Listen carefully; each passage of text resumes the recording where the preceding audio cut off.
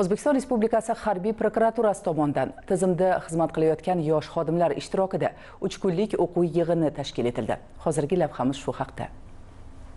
Tizimda xizmat qilayotgan yosh xodimlar ishtirok etgan ushbu yig'inda dastlab O'zbekiston Respublikasi Harbiy prokuraturasi tarkibiy tarmoqlari mas'ullari va jalb etilgan ekspert mutaxassislarning inson huquqlarini ta'minlash, qonun ustuvorligini va qonuniylikni mustahkamlash, korrupsiyaga qarshi murosasiz kurashish, jismoniy va yuridik shaxslarning murojaatlari bilan ishlash, ommaviy axborot vositalari bilan aloqalar va boshqa dolzarb mavzulardagi ma'ruzalari tinglandi.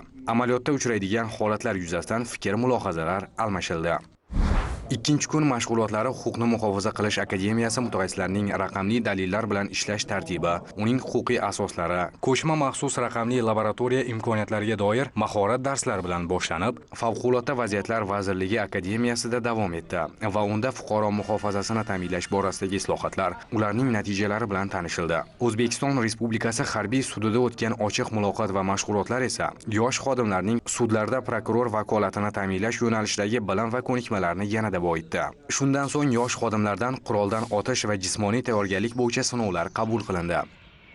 3-kun yosh xodimlardan qonunlar, harbiy nizomlar va bosh prokurorning sohaviy buyruqlari doirasida sinovlar qabul qilindi. Yig'in davomidagi madaniy tadbirlar, jumladan Olimpiya va Paralimpiya shon-shuhrati muzeyiga hamda yurtimiz durdonalaridan biri, milliy o'zligimiz, ilm-fan, ta'lim va madaniyat timsoli bo'lmish Islom sivilizatsiyasi markaziga sayohatlar tashkil etilgani qatnashchilarda katta taassurotlar qoldirdi.